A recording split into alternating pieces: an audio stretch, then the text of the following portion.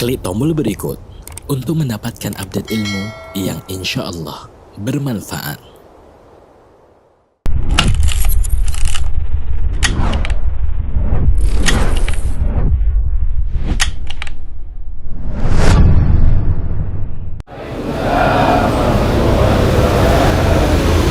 Alhamdulillah, segala puji bagi Allah ala kulli hal, dalam semua kondisi. Kalau kita melihat kondisi dunia, mereka tercabik-cabik, mereka kebingungan, mereka tidak tahu apa yang harus diperbuat, sehingga sebagian negara lockdown, tutup negara. Yang di dalam nggak bisa keluar, yang di luar nggak bisa masuk. Beberapa waktu yang lalu Anda ngisi di Kuwait, mereka WA Ana, Ustaz, kita sudah selesai urusan. Nggak ada lagi sholat berjamaah, nggak ada lagi sholat Jumat, semua di rumah masing-masing. Di beberapa negeri lebih menakutkan lagi, orang nggak boleh keluar rumah kecuali dengan surat jalan. Ada apa sebenarnya? Seberapa kuat makhluk kecil ini yang dikenal dengan COVID-19? Sebuah makhluk yang kecil, yang dia naik pesawat tanpa tiket,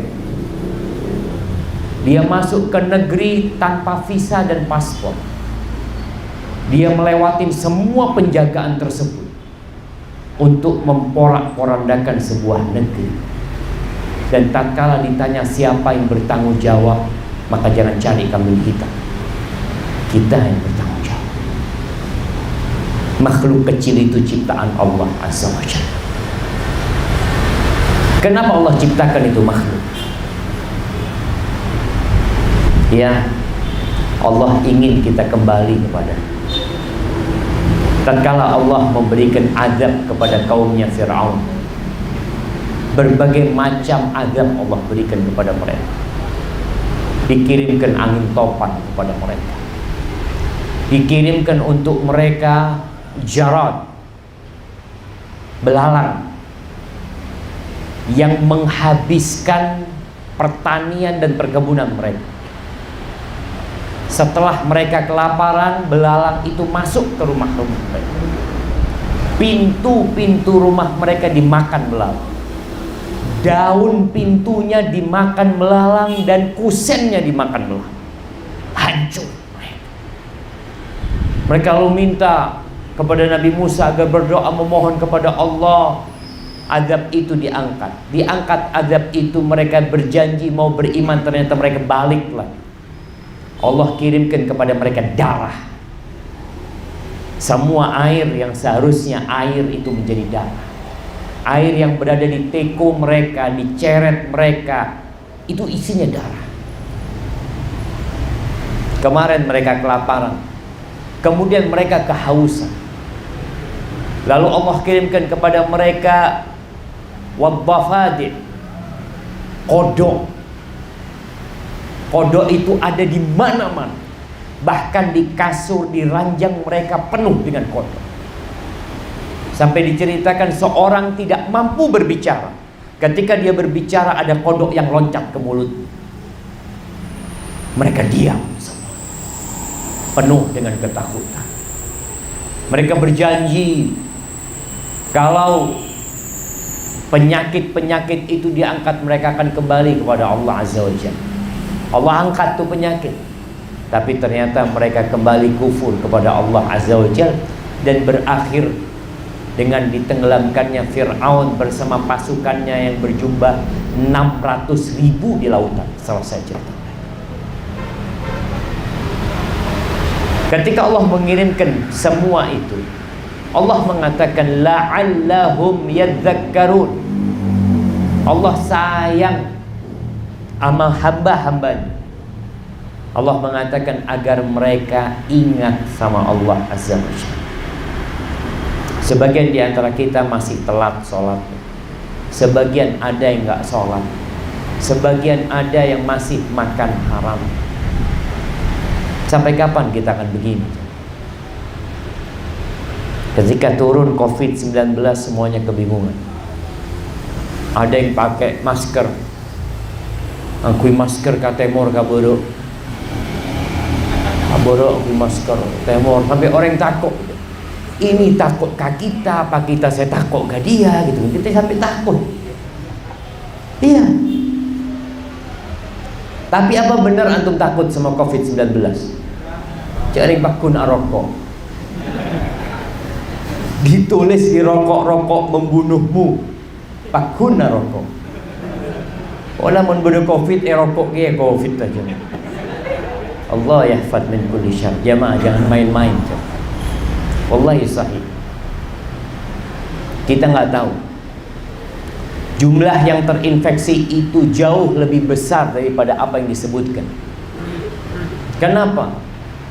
Karena yang terdeteksi itu yang kelihatan sakit, yang dibawa ke rumah sakit. Sedangkan mungkin yang sudah tertular dan terinfeksi, mungkin juga dia sampai sembuh sendiri juga, nggak ketahuan. Apa tugas kita? Nggak ada lainnya. Kembali kepada Allah Azza wa Jalla. Allahumma salli wa sallim ala nabiyyina Muhammadin wa ala alihi wa ashabihi ajma'in. Ya Allah, semoga salawat dan salam senantiasa tercurahkan untuk baginda Nabi kita Muhammad. Mun ngeding Muhammad cek neng-neng. As-salawat. Nabi kita siapa namanya? Sallallahu alaihi wasallam. Antum kayak gini nggak mau diserang COVID-19, as-salawat nggak mau. Semoga salawat itu bersambung untuk keluarga beliau, untuk istri-istri beliau, untuk putra-putri beliau, dan untuk seluruh sahabat Nabi. Semoga Allah meridai kita bersama mereka.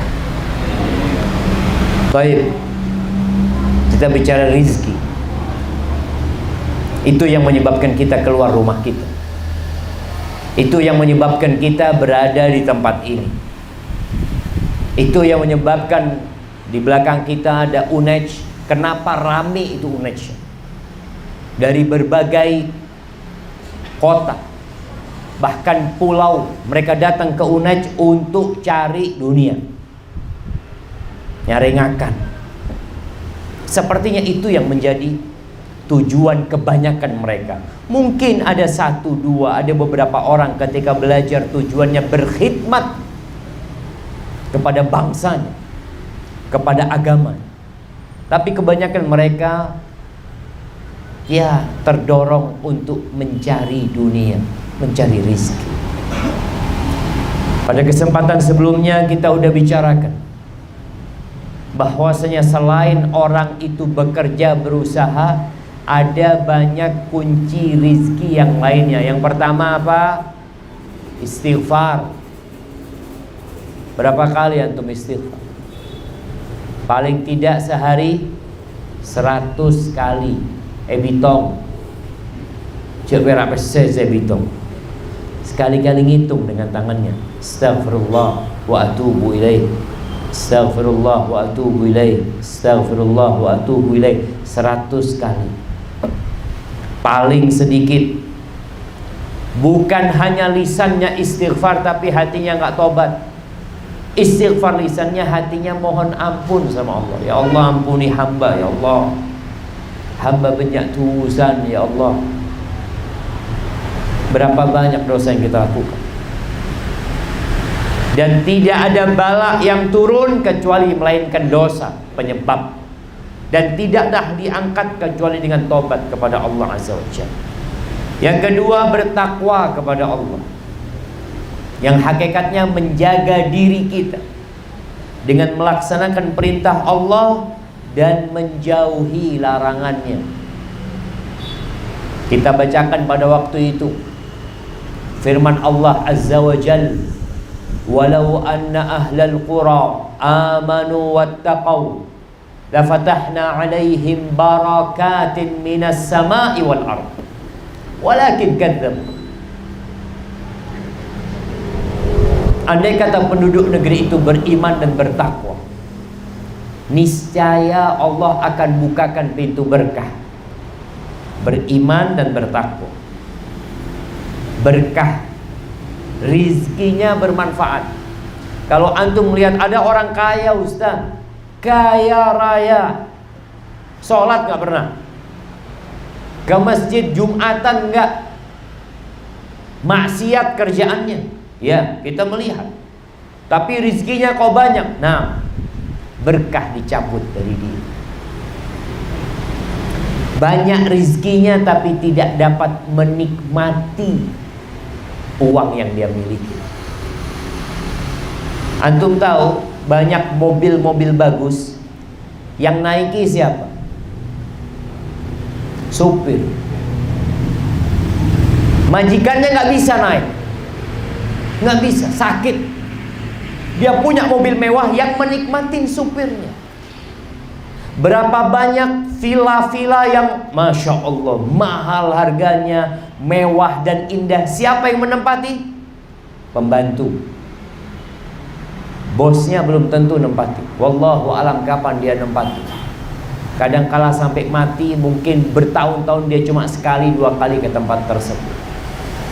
Jadi hilang berkahnya. Beriman dan bertakwa, antum dapat rezeki berkah.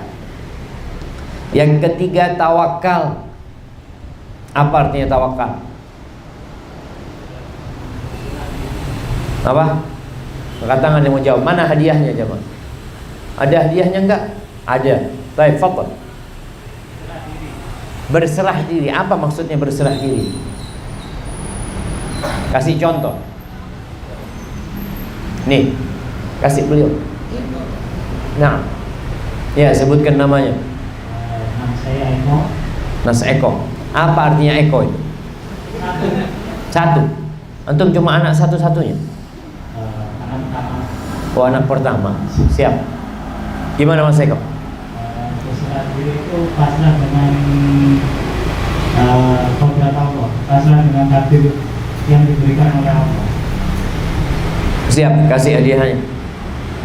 Jamaah, tawakal itu artinya percaya sama Allah dan menyerahkan semuanya sama Allah Azza wa Jalla. Ya udah. Bicara COVID-19, kita mungkin sudah cuci tangan kita dengan apa, hand sanitizer. Mulut udah ditutup pakai masker. Salaman nggak mau. Nggak apa-apa. Kalau memang kita kadang-kala nggak mau salaman itu bukan karena kita takut sama orang ini, tapi kita menjaga orang ini. Mungkin ana yang terinfeksi, ana nggak tahu. Kita nggak tahu kalau kita terinfeksi. Kalau batuk pilek mulai lambat, batuk pilek, tak beres-beres. Sekarang ini kondisinya mencekam. Kita laksanakan perintah Allah. Dan yang namanya tawakal itu adalah amalan hati. Amalan hati. Percaya sama Allah dan menyerahkan semuanya sama Allah Azza wa Jalla. Yang terjadi biarlah terjadi. Perintah Allah untuk menjaga diri, untuk membentengi diri. Rasul sallallahu alaihi wasallam mengatakan firra minal majdum, firaraka minal asad. Larilah engkau dari orang yang berpenyakit, yang terinfeksi dengan dulu penyakit yang putus-putus itu apa namanya? Kusta. Engkau lari kalau ada orang seperti itu, sebagaimana engkau lari dari singa. Ini bukan bertentangan dengan tawakal. Oh, kalau gitu engkau nggak tawakal. Tawakal itu amalan hati. Yakin sama Allah dan menyerahkan semuanya sama Allah. Sehingga ketika terjadi sesuatu nggak ada yang perlu kita salahkan. Khalas, qadarullah wa ma syaa fa'al. Udah takdirnya Allah. Kita udah berhati-hati. Antum lihat dokter yang ngerawat orang kena COVID-19, sebagian mati. Padahal jangan ditanya, Dia sudah memakai pakaian yang standar, pakai kos tangan, ya pakai penutup wajah semuanya, tapi mati. Apa yang mau dilakukan? Tawakal. Begitu pula dalam mencari rizki. Antum jangan pernah bersandar kepada kepandaian antum. Anak pintar, anak kuat, anak ahli. Sebagian orang Masya Allah dia mengatakan, ya Allah Ustaz, anak kalau masak zen, buka warung tak payu. Jangan bersandar sama kepandaianmu, karena rizki itu tidak ikut kepandaian dan kepinteran. Bukan berarti orang yang pinter dan cerdas rizkinya lebih banyak daripada orang yang bodoh. Ada orang gak bisa baca, gak bisa nulis, kaya raya. Ada yang S2, S3 kerja sama dia. Ini gak bisa baca, gak bisa nulis, bos. Maka jangan pernah bersandar kepada kepandaian kita, kepada kekuatan kita, tapi bersandar sama Allah Azza wa Jalla. Baik, yang keempat adalah at-tafarrugh li ibadatillah. Konsentrasi ibadah sama Allah. Artinya hati kita kosongkan hanya untuk Allah. Bukan berarti gak kerja. Antum bekerja pun untuk Allah. Ikrar kita, inna solati wa nusuki wa mahyaya wa mamati lillahi rabbil alamin. Sesungguhnya solatku, sesembelihanku, hidup dan matiku untuk Allah. Jadi ketika antum berangkat ke tempat kerja, hatinya itu untuk Allah Azza wa Jalla. Pulang dari masjid ke tempat kerja, ingat fadhkurullaha katsiran, ingat sama Allah lagi. Apapun yang antum kerjakan, tetap niatnya lillahi ta'ala, bukan untuk riya, bukan untuk pamer. Kemudian yang kelima, ini yang baru kajian kita hari ini. Yang kelima adalah melaksanakan ibadah haji dan umroh. Mengikuti haji dengan umroh. Habis umroh berangkat haji, habis haji berangkat umroh, umroh berangkat haji lagi. Ustaz, bukankah umroh dan haji itu mengeluarkan uang banyak? Iya, tapi Allah akan ganti. Bahkan kata Rasulullah sallallahu alaihi wasallam, tabi'u bainal haji wal umrah. Ikuti haji itu dengan umrah. Ya seperti itu. Ada sahabat yang hajinya sampai 60 kali, yang umrahnya jangan ditanya berapa kali. Fa innahuma, sesungguhnya ibadah umrah dan haji ini yanfiyanil faqra wal kufra atau yanfiyanil kufra wal faqra kama yanfil kir khabathal hadid. Sesungguhnya haji dan umrah ini menghilangkan, menghapuskan kekafiran dan kefakiran. Dua yang dihapuskan dengan haji dan umrah ini, yang satu kekafiran, yang dua kefakiran. Orang ini insya Allah dijaga imannya, ini asalkan ikhlas lillahi ta'ala, insya Allah mati husnul khatimah. Dan miskin insya Allah jauh dari kemiskinan. Jamaah, ana dulu waktu masih mahasiswa di Madinah, ana sempat jadi reporter musim haji untuk radio di sana. Ya kita ngobrol sama beberapa jamaah haji, kesan dan pesan mereka ketika berada di Mekah dan Madinah, bagaimana kok bisa berangkat haji. Pernah anak ketemu dengan orang tua, insya Allah dari Kediri. Tua dia sudah. Kalau lihat penampilannya, masya Allah, penampilan antum lebih kaya dari dia. Orang kan kadang-kala dompetnya kosong, tapi penampilannya yang orang soki. Ada yang seperti itu. Ini orang penampilannya biasa-biasa. Di Masjid Nabawi anda tanya, Bapak udah berapa kali haji? Kata dia, alhamdulillah sudah 3 kali haji. Semuanya haji plus. Iya, haji plus itu sekarang jamaah Berapa? Kira-kira 10.000 US dollar. Ini haji plus. Kalau haji yang furoda jangan 10.000 US dollar. Jadi ya 150 juta bersama istrinya. Berarti 300 juta. Belum sangunya, oleh-oleh yang harus dibeli. Itu cuma biayanya.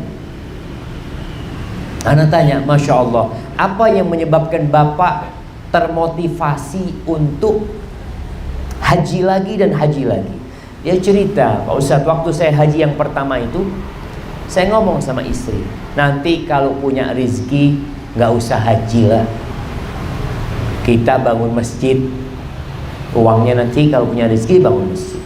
Subhanallah, kata dia, Pak Ustadz, kita pulang haji dapat rezeki, dia punya usaha, dapat rezeki banyak Ustadz.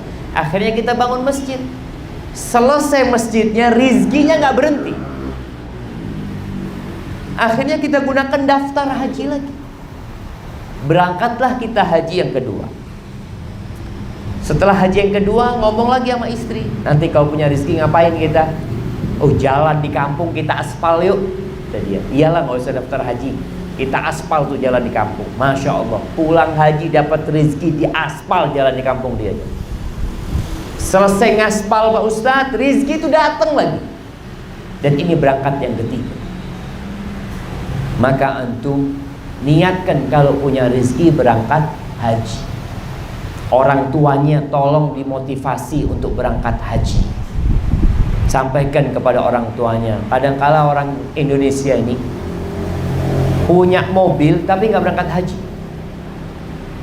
punya rumah tapi nggak berangkat haji. Punya rumah itu wajib apa sunnah? Wajib apa sunnah? Nggak wajib, nggak sunnah. Antum nggak punya rumah sampai mati di rumah kontrakan dosa? Enggak dosa. Ya Allah, anak mati di rumah kontrakan, su'ul khotimah. Nggak ada su'ul khotimah. Jadi karena memang punya rumah itu bukan sebuah kewajiban. Artinya ada orang yang sampai mati di rumah kontrakan, nggak apa-apa, nggak dosa. Mobil, wajib apa nggak punya mobil? Sekarang antum ada taksi online, nggak punya mobil sampai mati nggak dosa. Tapi kebanyakan orang kadangkala baru punya rezeki yang dipikir apa? Oh, renovasi rumah, bangun rumah, beli mobil, daftar haji. Punya rezeki yang pertama daftar haji. Haji ini kewajiban buat orang yang mampu. Mampu itu gimana Pak Ustadz? Mampu itu punya bekal dan punya kendaraan. Jadi para ulama dulu ngomongnya kalau bicara istita'ah itu azadu warrahilah, bekal dan kendaraan. Jadi wajib. Kalau antum punya bekal dan punya kendaraan, karena dulu berangkatnya pakai onta, kalau sekarang alhamdulillah pakai pesawat. Jadi ketika seorang muslim punya kemampuan, apa kemampuannya tadi? Alhamdulillah Pak Ustaz. Apalagi dapat warisan. Ini anak-anak kadang-kadang kalau melihat bapaknya sakit-sakitan, ya Allah, kok tidak mati ya bapak. Kenapa? Karena dipikir warisan. Warisan itu uang nemu. Kalau dapat warisan, mbok daftar haji. Yang pertama dilakukan daftar haji. Daftar haji sekarang berangkatnya kapan jemaah? Kalau antum umurnya 40 tahun, daftar berangkat kapan? Wallahu a'lam. Antum mungkin sudah mati, mungkin sudah pakai kursi roda, wallahu a'lam. Maka tolong sampaikan ke orang tua kita. Antum jangan ngerepotin yang minta motor, minta ini itu. Orang tua punya rezeki, ayah daftar haji ayah. Sekarang daftar haji itu berapa? 25 juta?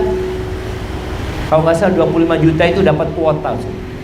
Nanti pelunasannya itu ketika waktu setahun sebelum berangkat atau pada tahun keberangkatan. Ikuti. Jangan takut miskin. Kenapa? Karena dijamin. Kata Nabi SAW, fa innahuma yanfiyanil kufra wal faqr. Ini bicara haji. Kemudian Amalan yang selanjutnya adalah silaturahim. Ini yang keenam, menyambung silaturahim. Apa artinya silaturahim? Mari jemaah, apa artinya silaturahmi?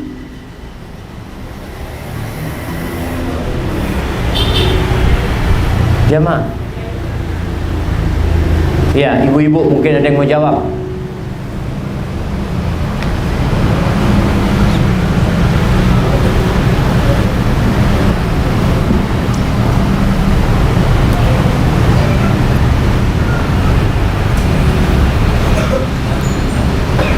Masa ada yang mau jawab? Ana tunjuk kalau ada yang mau jawab.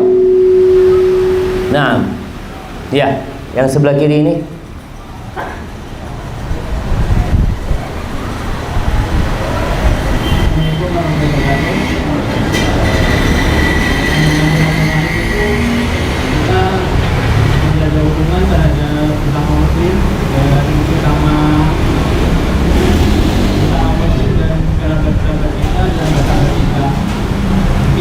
Silaturahim itu menjaga hubungan sesama saudara muslim, kerabat dan sahabat-sahabat kita. Masya Allah. Kasih hadiahnya nggak apa-apa. Kelebihan jawabannya. Silaturahim itu adalah berbuat baik kepada kerabat kita yang ada hubungan rahim. Itu disebut silaturahim. Kalau bersama sesama muslim, bersama sahabat, itu namanya ukhuwah islamiyah, persaudaraan sesama muslim.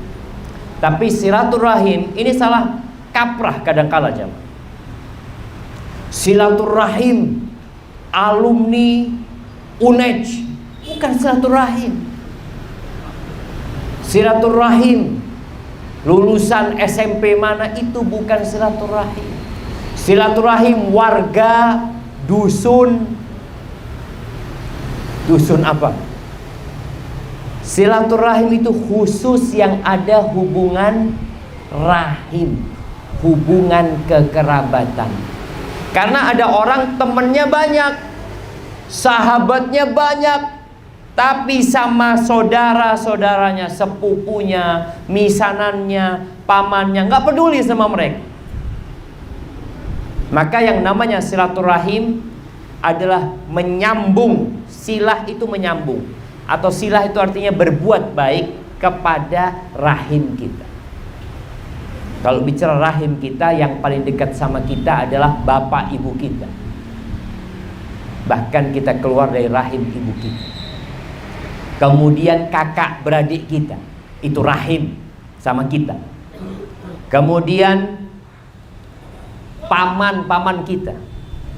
Kemudian rahimnya siapa yang menjadi ukuran? Sebagian ulama mengatakan yang disebut silaturahim itu yang mahram sama kita. Kalau dia perempuan sama kita mahram. Ini pendapat yang pertama. Yang kedua, yang mengatakan rahim itu adalah yang saling mewarisi. Jadi kalau dia mati kita dapat warisan, itu rahim kita. Pendapat yang ketiga, dan ini yang lebih kuat, mereka yang punya hubungan rahim sama kita walaupun tidak mewarisi, walaupun bukan mahram kita. Paling tidak yang satu bapaknya kakek sama kita, satu buyut. Jadi yang satu buyut sama kita itu rahim. Jadi sepupu dua kali itu rahim sama kita.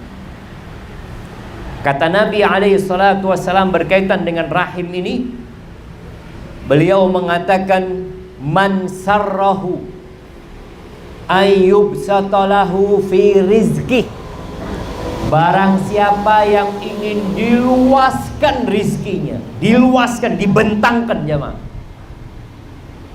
wa yunsa'alahu fi atharih, ingin umurnya ditambah, dipanjangkan umurnya.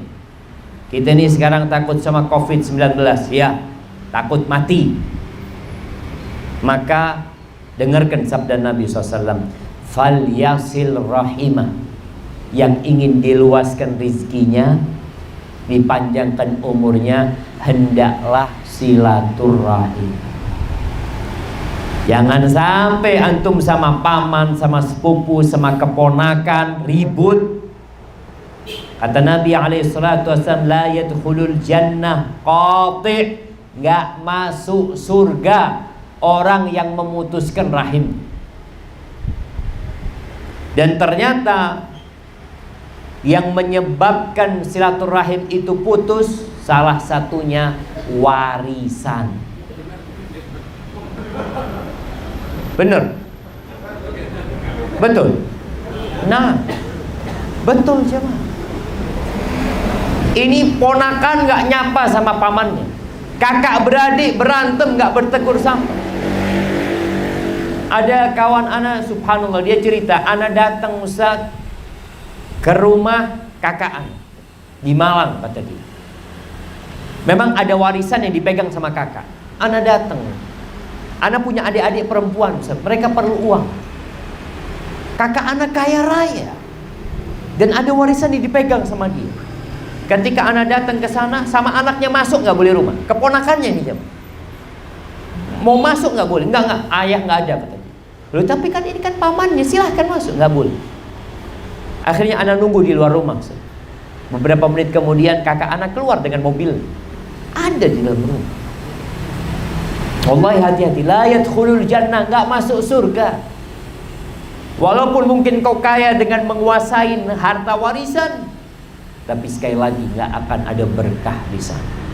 Maka tolong mulai sekarang bikin grup, bukan grup lulusan SMA, SMP, grup keluarga. Anak Mbah Kakung, apalah buyutnya, semua masuk satu grup. Anak ini punya grup bersama kerabat dari pihak bapak anak. Nama anak Syafiq bin Riza bin Hasan. Jadi anak-anaknya Hasan dan cucu-cucunya Hasan, satu grup. Ana juga punya dari ibu Ana namanya Ni'mah binti Sulaiman. Semua anak-anaknya Sulaiman. Kita bikin satu grup. Ketika ada yang sakit, ketika ada yang perlu uang, ketika ada perlu bantuan, kerabat ini semua yang bantu. Dan subhanallah, kalau kita lihat takdir Allah ini indah. Hampir di semua keluarga itu ada satu atau dua yang sukses. Sisanya mungkin susah hidupnya, tapi ada yang sukses.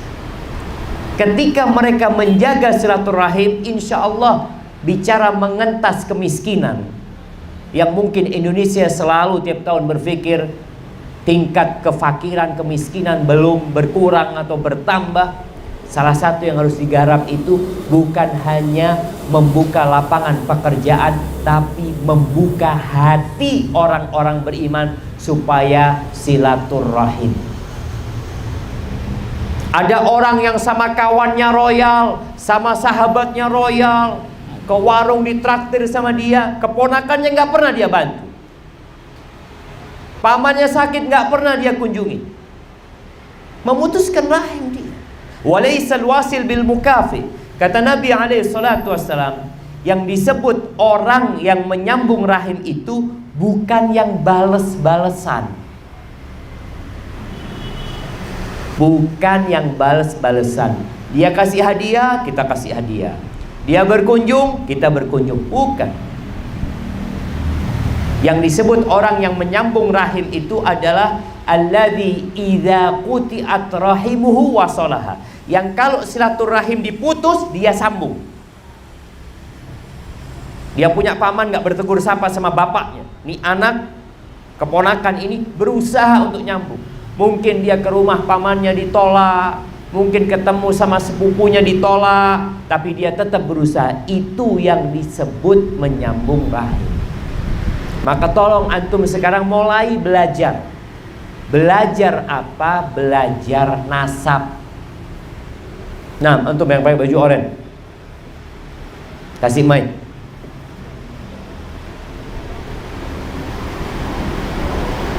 Nah, sebutkan namanya.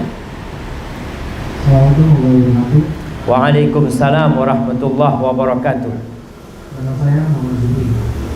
Namanya Muhammad Zuhri.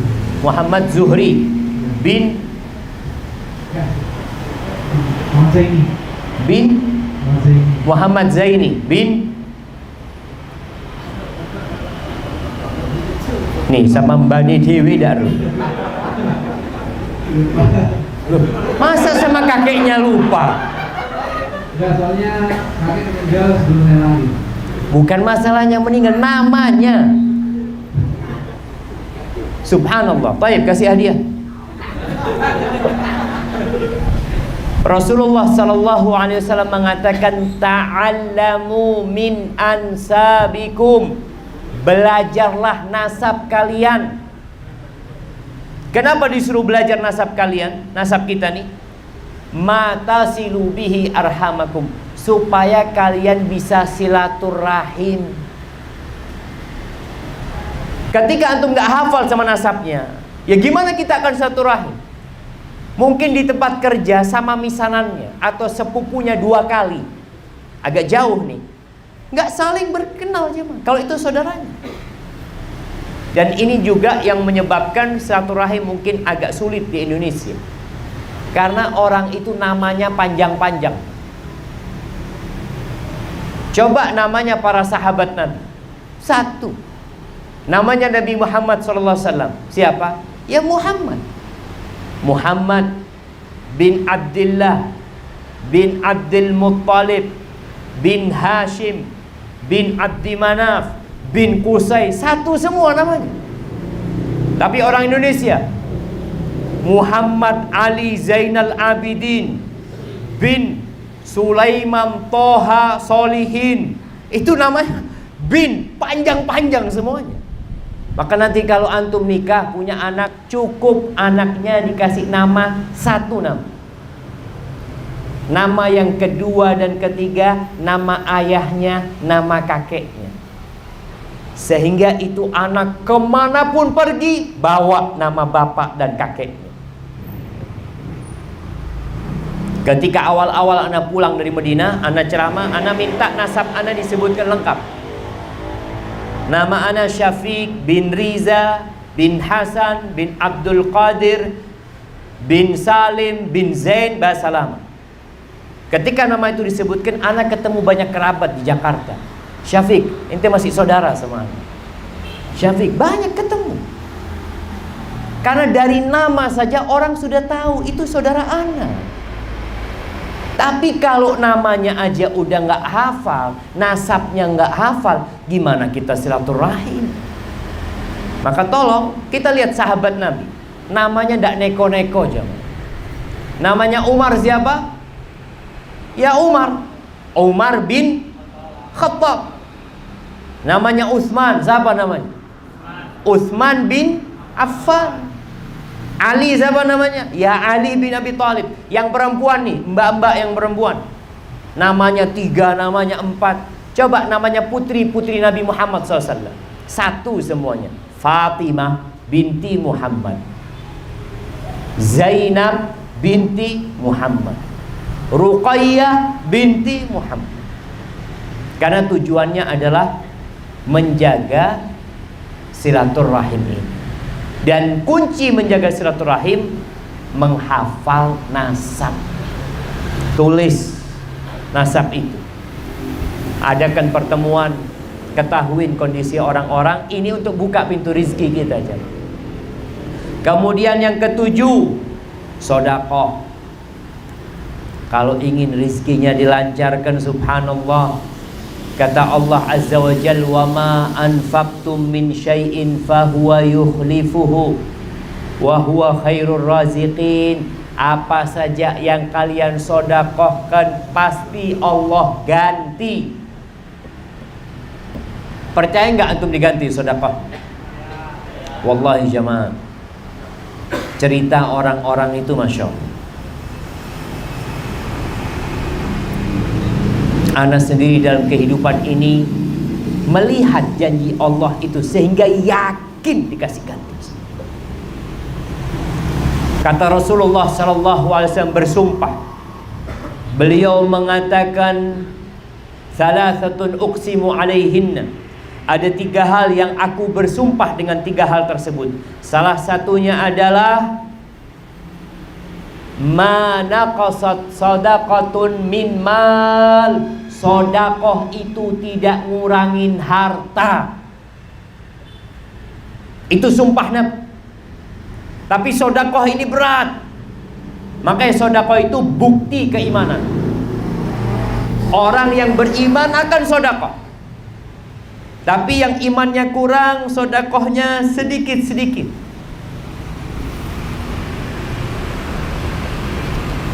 Masya Allah. Dan jamaah, Allah mengatakan asyaitanu ya'idukumul faqra. Setan itu selalu nakut-nakutin kalian dengan kemiskinan. Mau sedekah 100.000 nggak jadi, karena dapat bisikan setan, aduh 100.000 sayang, ahsan 2.000 lah. Bismillah. Yang penting ikhlas, daripada 100.000 nggak ikhlas antum. Subhanallah. Seharusnya banyak ikhlas lebih baik. Dan tiap hari Rasul sallallahu alaihi wasallam mengatakan bahwa tiap hari itu ma min yaumin yusbihul ibad. Tiap pagi itu ada 2 malaikat yang turun. 2 malaikat turun ini berdoa. Yang satu mengatakan Allahumma a'ti munfiqan khalafan. Ya Allah, berikan kepada orang yang suka berinfak ganti, kasih ganti. Wa a'ti mumsikan talafan. Berikan kepada orang yang bakhil kehancuran, kebinasaan di hartanya. Jadi mulai saat ini antum dapat gaji, langsung keluarkan sedekah. Kalau bisa berapa persen coba? Kalau bisa itu 1/3. Kenapa 1/3? Semakin banyak yang antum sedekahkan, semakin banyak gantinya. Nabi SAW pernah bercerita, seorang lagi di padang rumput atau padang pasir, dia melihat awan. Ternyata dari awan itu terdengar suara. Suara itu mengatakan isqi hadiqata fulan, sirami kebunnya fulan. Dari awan. Ini Nabi yang cerita sallallahu alaihi wasallam. Lalu orang ini mengikuti awan itu. Ternyata awan itu bergerak menuju ke padang batu. Kemudian dia menurunkan airnya di gunung batu itu. Di gunung batu itu airnya ternyata berkumpul di satu jalur air, berkumpul di sana semua. Diikutin air ini kemana? Nggak ada kebun di sana. Awan itu menunjukkan kebun fulan. Diikuti sampai ke sebuah kebun. Kebun itu nggak kena hujan. Airnya masuk ke dalam kebun. Di pintu kebun itu ada orang yang lagi ngatur jalannya air. Lalu orang ini mengucapkan Assalamualaikum. Waalaikumsalam. Namamu fulan? Ditanya. Iya, namaku fulan bin fulan. Seperti yang disebutkan di awal. Lalu orang ini tanya, loh kenapa engkau tanya namaku? Kata dia, aku mau tanya, apa yang engkau lakukan dengan hasil kebunmu itu? Sehingga aku mendengar namamu disebutkan di langit. Kata orang ini, ya karena engkau sudah mendengar itu, maka aku akan buka. Dia cerita, kebun ini hasilnya aku bagi 3. 1/3 aku makan, 1/3 aku kembalikan ke kebun, 1/3 aku sedekahkan. Kata dia, subhanallah, orang suruh mengeluarkan 2,5% berat ya, ini 1/3. Maka ketika antum punya uang umpamanya 10 juta atau 1 juta, udah 300.000 pisahkan, taruh sudah. Ini buat fakir miskin.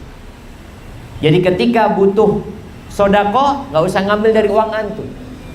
Sudah disediakan uang khusus untuk sedekah, sehingga antum tidak khawatir lagi. Kemudian jamaah, Rasulullah sallallahu alaihi wasallam menceritakan bahwa Allah berfirman, ini hadis qudsi, anfiq yunfiqillah alaik. Engkau berinfaklah, Allah akan memberikan nafkah kepada. Jadi ketika kita mengeluarkan uang kita, Allah langsung ganti. Dan lihat bagaimana para sahabat Nabi, mereka nggak takut miskin. Yang banyak sodakoh malah tambah banyak hartanya. Tapi syaratnya harus ikhlas lillahi ta'ala dan berharap pahala akhirat. Jangan minta balasan di dunia. Kalau antum keluar 100.000, katanya Allah, kalau sodakoh itu dilipat gandakan jadi berapa? 700 kali lipat. 100.000 antum sodakoh, tunggu sebulan, kok udah ada gantinya ya. Tunggu setahun. Kalau 100.000 ini jadi 700 kali lipat jadi berapa jemaah? Jadi 70 juta. Iya, jadi 70 juta. Kalau 1 juta jadi 700 juta. Antum jangan berharap di dunia. Allah pasti kasih ganti sama antum. Allah tidak pernah ingkar janji. Soalnya kalau kita berharap ganti di dunia, gantinya itu bisa jadi kesehatan. Antum sodako, masya Allah. Nih, juga untuk menghadapi COVID-19, salah satunya adalah dengan cara banyak sodako, banyak membantu orang lain. Karena sona'iul ma'ruf, membantu berbuat baik kepada orang lain itu taqi masari as-su wal afat wal halakah.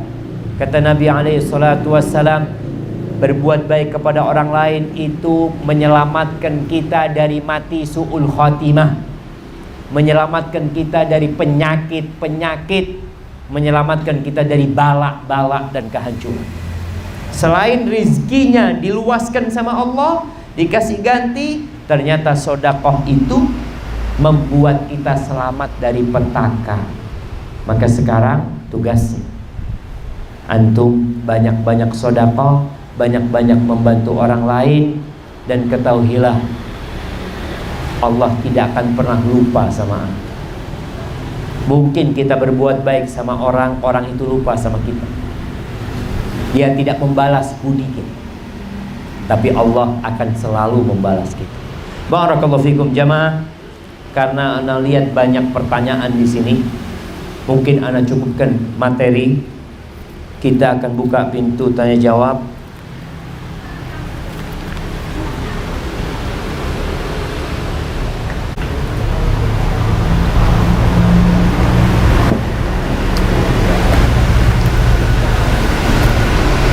Bismillah. Assalamualaikum WRWB. Jangan disingkat.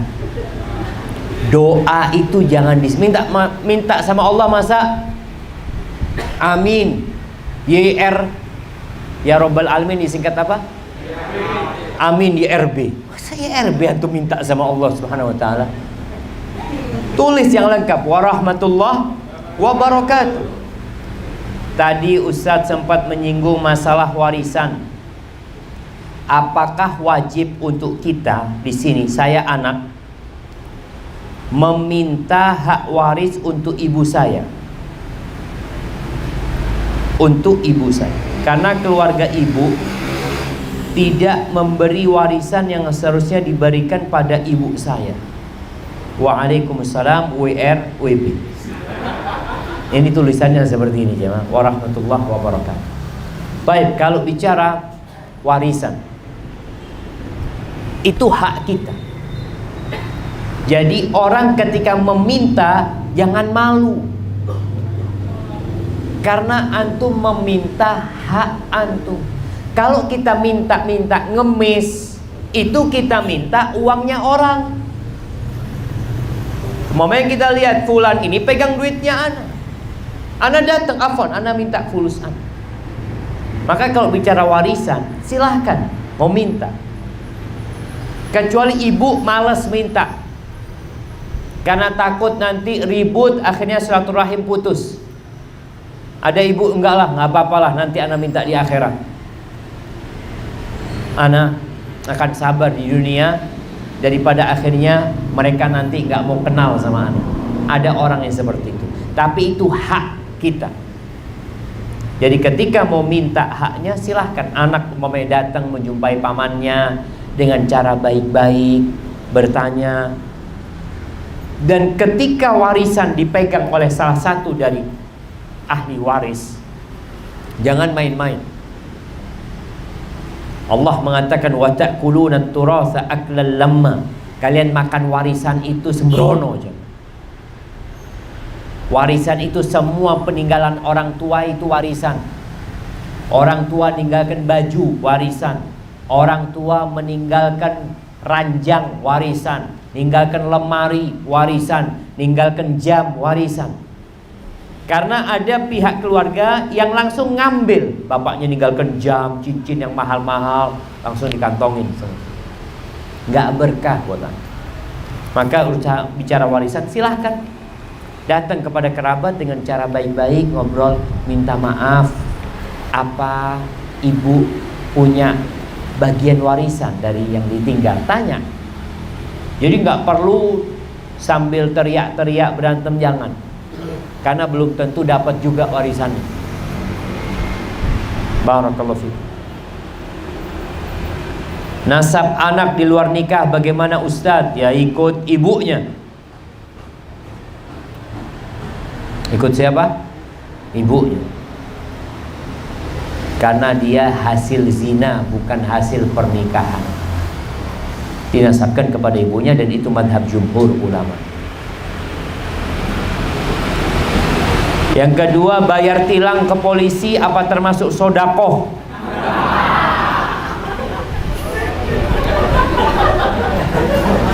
Apa ya jemaah? Sodakoh itu kepada fakir miskin. Ini polisi, masa antum sodakoh sama polisi? Jadi ketika kita bicara tilang, tilang itu negara boleh melakukan tilang. Hukuman dengan uang boleh mereka melakukan hal ini. Tapi bukan diserahkan kepada polisi. Diserahkan kepada siapa? Kepada pihak yang berwajib. Akan polisi pihak yang berwajib, Ustaz. Ya kalau dia menyampaikan kepada negara, silahkan, nggak apa-apa. Ada yang namanya titip tilang. Boleh titip tilang. Jadi kita bayar di tempat, kasih kwitansi gitu. Resmi bayar. Ketika resmi seperti itu, ya sudah, itu nggak masuk ke kantongnya polisi. Kecuali kalau polisinya bikin kertas sendiri jemaah. Tapi insya Allah enggak, ada yang resmi aja. Seperti itu.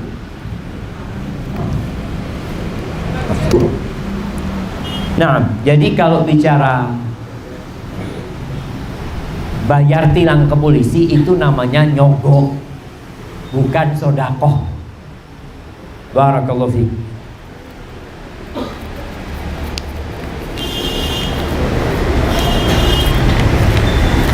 Nah, ini ada pertanyaan. Saya mau bertanya, apakah kalau kita pernah berbohong kepada orang tua, akankah berpengaruh kepada seretnya rezeki kita?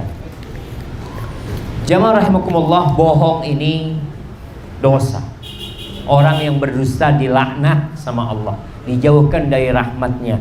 Apalagi bohong sama orang tua. Kita tadi bicara silaturahim. Yang paling dekat adalah silaturahim kepada orang tua kita. Ketika antum durhaka sama orang tua, seret rezeki. Maka datang ke orang tua, minta maaf sama orang tua. Kalau orang tuanya sudah meninggal dunia, banyak-banyak doakan orang tua. Banyak-banyak sodakoh buat orang tuanya. Semoga itu dapat membuka pintu rezeki antum nantinya.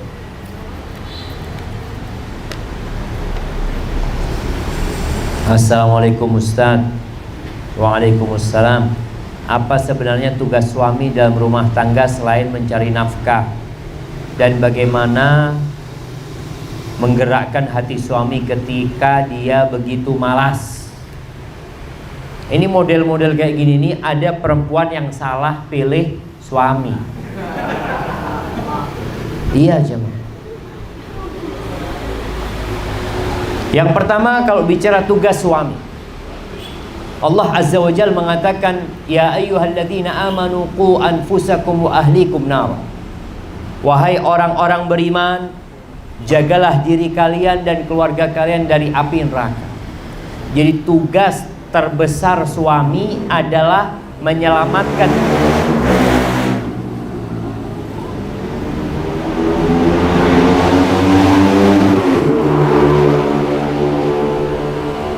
Masya Allah.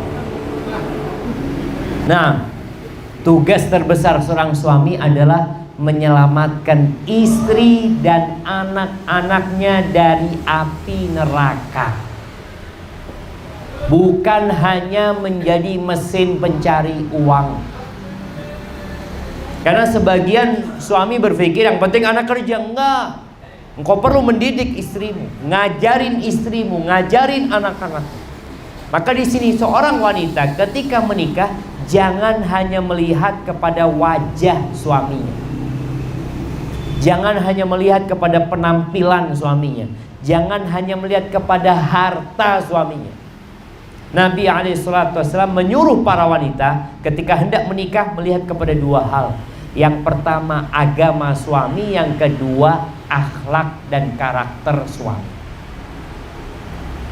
Kalau bicara agama, agama itu ada agama yang minimal. Minimal suaminya itu melaksanakan kewajiban, meninggalkan yang haram. Sholat paling enggak 5 waktu. Walaupun dia enggak sholat qobliyah, ba'diyah, yang penting 5 waktu alhamdulillah. Puasa Ramadan, ini Ustaz laki anak, ini Ustaz ya Allah diajak puasa Senin Kemis enggak pernah mau. Yang penting dia puasa Ramadan alhamdulillah.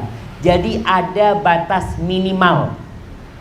Orang ini sekarang suka yang minimalis ya. Ya sudah, kalau mau cari suami yang minimalis gak apa-apa. Secara agama dia melaksanakan kewajiban, meninggalkan yang haram. Akhlaknya Masya Allah, paling tidak ada 4 akhlak yang mulia. Ini paling tidak. Yang pertama, cari suami yang pemberani. Yang kedua, cari suami yang dermawan, yang royal sama fulus.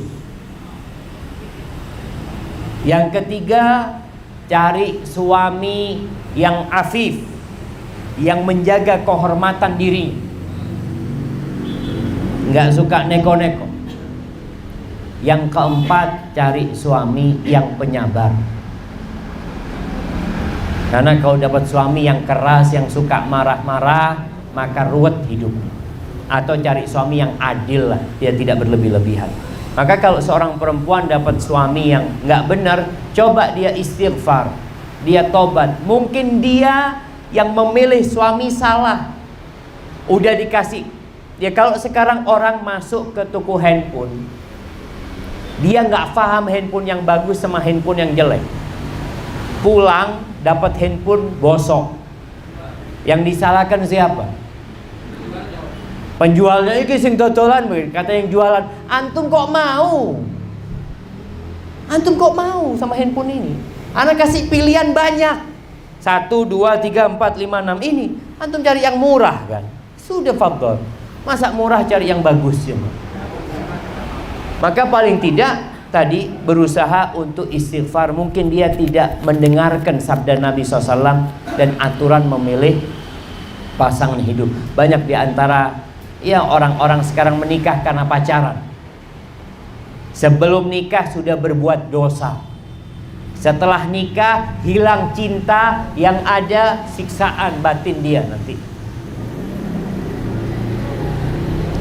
Assalamualaikum Ustaz. Waalaikumsalam. Saya ingin bertanya. Saya sudah berusaha menghindari berhutang, namun saya tetap mengalami kesulitan ekonomi. Satu masalah yang bersangkutan dengan uang, timbul permasalahan baru.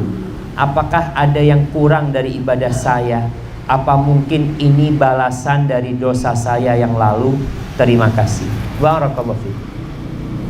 Ya, kalau bicara utang, pernah kita bahas utang itu hamun bil lail, kegalauan di malam hari, wadullun fin nahar, kehinaan di siang hari. Orang kalau punya utang susah tidur, siang ketemu orang malu, apalagi ketemu orang yang punya uang. Apa yang harus dilakukan? Yang pertama, kalau bicara ini mungkin dosa masa lalu, iya, mungkin sekali. Allah Azza wa Jalla mengatakan, man ya'mal su'an yujzabi. Barang siapa berbuat dosa pasti dibalas. Nggak main-main. Makanya nanti orang pada hari kiamat itu akan kebingungan ketika mendapatkan kitabnya, semua ditulis di sana. Dosa besar, dosa kecil, dosa yang mungkin antum sudah lupa. Kita tuh udah lupa, tapi ternyata udah ditulis di sana. Maka nasihat ana buat orang yang terlilit hutang ini, kembali kepada Allah, banyak istighfar, taubat, ingat-ingat dosa dia. Mungkin dia pernah makan harta orang, mungkin dia pernah nipu orang, mungkin dia pernah menyakitin orang. Ini hubungannya kita harus minta maaf sama orang tersebut ketika kita melakukan dosa itu. Kemudian hendaklah hidup minimalis. Kalau orang merasa anak kok terus berurusan sama utangnya, nggak mari-mari urusan utang ini, coba puasa sunnah. Makannya dikurangin. Udah. Dulu makannya 3 kali, sekarang 2 kali. Uangnya itu mudah-mudahan sisanya bisa untuk melunasi utang. Sambil berdoa. Doa yang diajarkan Nabi Muhammad SAW. Apa doa supaya dilunasi utangnya? Iya. Ya mah. Oh ini nggak punya utang semua, alhamdulillah Ustaz. Jadi nggak perlu baca doa itu. Jadi doanya ini ada 2. Doa sebelum berhutang agar tidak terlilit hutang, dan doa ketika sudah punya utang. Sebelum berhutang, berlindung dari hutang. Minta, ya Allah, aku berlindung kepadamu dari dosa dan hutang. Allahumma inni a'udzubika minal ma'thami wal maghram. Doa itu.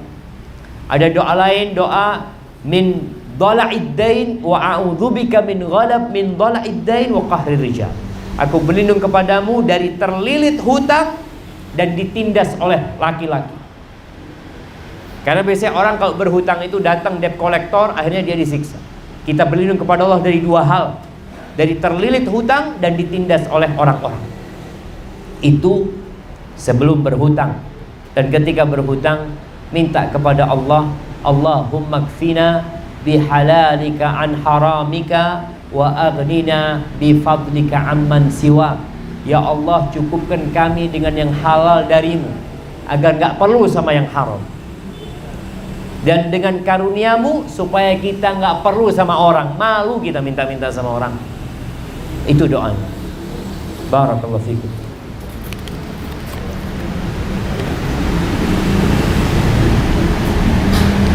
Ustaz, bagaimana hukumnya melaksanakan umroh atau haji tapi kita masih mempunyai hutang? Bagaimana bila kita wafat di saat umroh dan haji tapi masih ada utang? Jamaah ingat, orang kalau mati syahid, mati di medan perang, itu akan diampuni semua dosanya kecuali utang.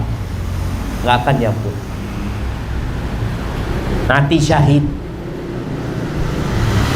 orang itu tidak akan masuk surga kalau masih punya utang. Bagaimana dengan yang umroh ini? Kalau orang berangkat umroh masih punya utang, maka dia harus punya jaminan untuk melunasi hutang. Umpamanya ana punya utang Ustaz 20 juta, tapi alhamdulillah rumah ana ini dihargai 100 juta. Kalau mati, warisan kan nggak bisa dibagi kecuali utang dilunasi. Nggak apa-apa, silakan berangkat haji. Jadi orang itu punya uang atau punya aset yang cukup untuk melunasi hutang. Tafadhol. Tapi kalau nggak punya, ya antum akan tetap menanggung hutang tersebut. Jadi kadang-kadang ada bertanya, Ustaz, boleh nggak orang berangkat haji dia masih punya utang? Boleh, dengan catatan dia punya aset yang bisa untuk melunasi hutang. Karena kita tahu warisan, kata Allah, min ba'di wasiyatin yusa biha audain. Pembagian warisan itu setelah utang dibayarkan dan wasiat ditunaikan. Hadza wallahu a'lam bissawab. Saya ingin bertanya, apakah menginginkan hal yang mungkin tidak diridhoi oleh Allah SWT? Jangan disingkat, tulis subhanahu wa ta'ala. Dapat mempengaruhi rizki yang kita akan dapat, dalam artian hal yang dimiliki orang lain. Terima kasih. Apa maksudnya ini? Menginginkan suami orang, menginginkan ini dikatakan yang mungkin tidak diridhai oleh Allah Subhanahu wa ta'ala. Kita tahu kita nggak boleh berdoa minta yang isi permohonan itu dosa. Yang pertama, kalau kita tahu fulan itu Masya Allah punya istri yang cantik, nggak boleh kita mendoakan supaya dia bercerai. Oh kok boyu-boyu sama? Karena dia nunggu jandanya, atau supaya mati suaminya. Jangan. Maka antum tahu Allah yang memberikan nikmat kepada orang itu. Kalau antum ingin nikmat yang ada pada diri orang itu, mintanya sama siapa? Sama Allah. Ya Allah, aku minta seperti yang kau berikan kepada fulan. Tapi bukan berarti kita minta rizki itu hilang dari fulan. Tetap rizkinya ada pada fulan. Kita nggak iri, kita nggak dengki, kita minta sama Allah Azza wa Jalla. Maka jangan sampai kita tadi menginginkan sesuatu yang dalam agama nggak boleh gitu. Tapi kalau seorang wanita umpamanya dia ingin menjadi istrinya fulan, istri keduanya, istri ketiganya, istri keempatnya, itu boleh. Karena permintaan itu halal. Tapi jangan sampai dia ingin menjadi istrinya fulan, tapi fulan menceraikan istrinya yang pertama. Itu nggak boleh. Itu perbuatan dosa. Nah, apakah sholat duha dan membaca surat Al-Waqi'ah itu termasuk pintu rizki? Nah, berkaitan dengan surat Al-Waqi'ah pertama. Surat Al-Waqi'ah ini salah satu surat di dalam Al-Quranul Karim yang isinya tentang hari kiamat. Jadi ketika antum baca surat Al-Waqi'ah, hendaklah menghayati isinya, bukan mikirin dunia.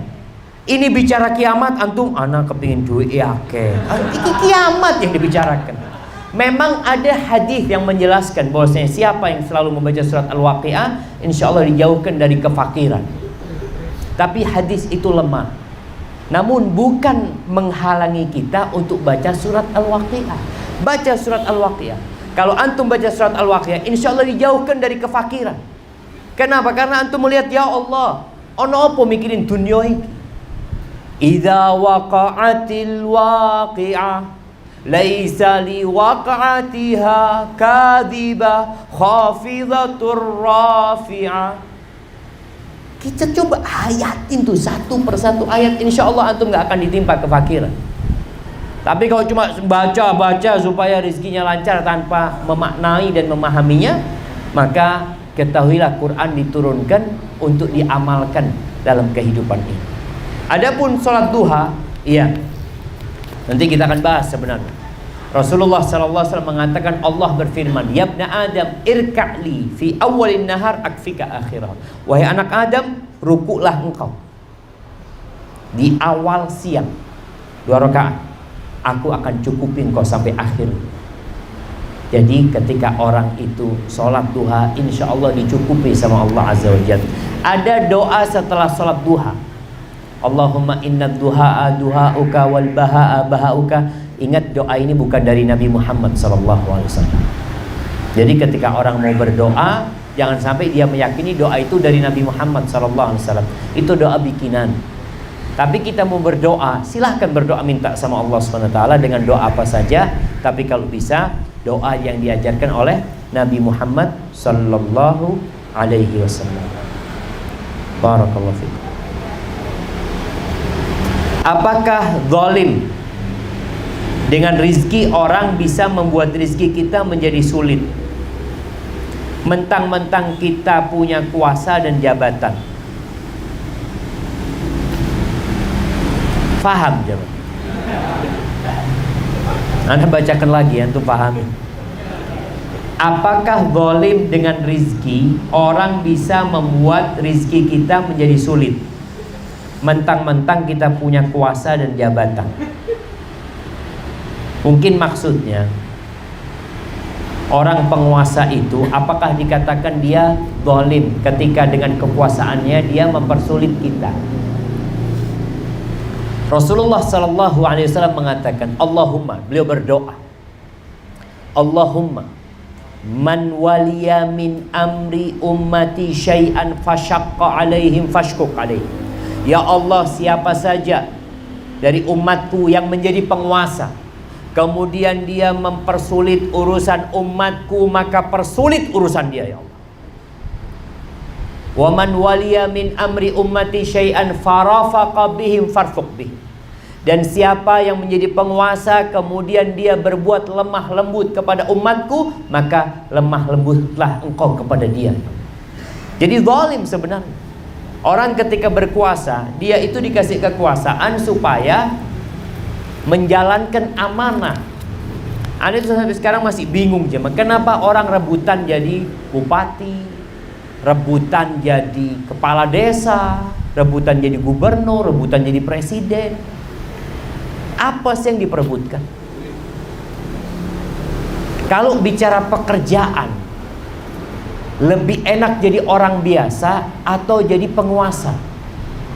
Antum jadi orang biasa, malam tidur, keluar rumah, nggak akan tanggung jawab, jalan di depan rumah bolong karena hujan, siapa yang tanggung jawab? Penguasa. Bakal ditanya sama Allah tuh bupati, kenapa jalannya bolong-bolong? Loh, betul jemaah. Penguasa itu dikasih amanah sama rakyat. Makanya Umar bin Khattab radhiyallahu anhu ketika dia jadi khalifah, dia itu sempat menangis. Aku itu takut nanti ditanya sama Allah, kalau ada seekor keledai atau bagla yang tersandung di Efrat di Irak sana, aku takut ditanya, kenapa jalan yang kau tidak lurus? Itu keledai. Bagaimana dengan manusia? Karena itu amanah. Makanya Anda berpikir, kenapa kau rebutan ya? Allahu a'lam. Ambisi kadangkala manusia untuk berebut.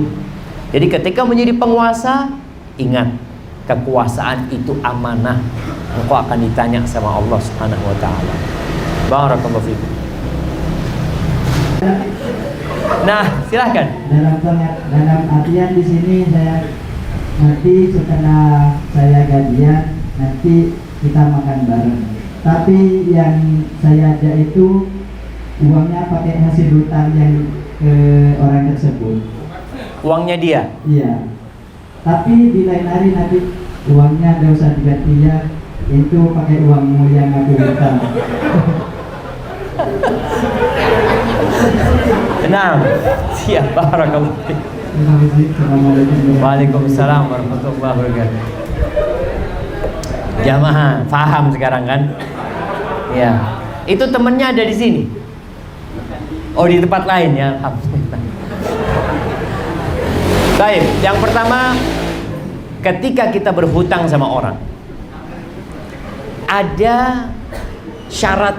Orang kalau berhutang itu syaratnya harus niat mengembalikan. Kalau kita berhutang tapi kita niat tidak mengembalikan, maka kita terhitung mencuri. Idza man akhadha amwalan nas la yuridu adaaha. Barang siapa yang ngambil hartanya orang tapi dalam hatinya dia nggak mau mengembalikan, laki Allah yaumal qiyamah sariqan. Dia akan berjumpa dengan Allah pada hari kiamat seperti orang yang mencuri. Hukumnya pencuri dia, karena dia niatnya nggak mau bayar. Jadi ketika antum ngambil uang dia dengan niat tidak mau membayar, maka itu sudah dosa. Tapi gimana Ustaz? Dia ini bakhil Ustaz, pelit. Ya urusan dia sama Allah. Nggak perlu antum berinisiatif untuk mengeluarkan. Iya, jangan sampai jadi Robin Hood. Robin Hood itu ngambil uangnya orang kaya diberikan kepada fakir miskin. Itu masih ada baiknya karena dikasih orang miskin. Ini antum makan sendiri gitu. Jadi kalau Robin Hood kan masih dibagikan kepada fakir miskin. Kalau ini antum ngambil mau dimakan sendiri, maka nggak boleh. Jadi tetap ketika antum kepingin uang dia keluar, antum kasih nasihat ya. Antum sampaikan kepada dia, Mas ini loh, ada fakir miskin yang perlu kita bantu, ada orang yang sakit, sinilah uang antum keluarkan, kesian dia. Antum nanti digantiin insya Allah sama Allah. Seperti itu. Barakallahu fikum. Kasih hadiah ya.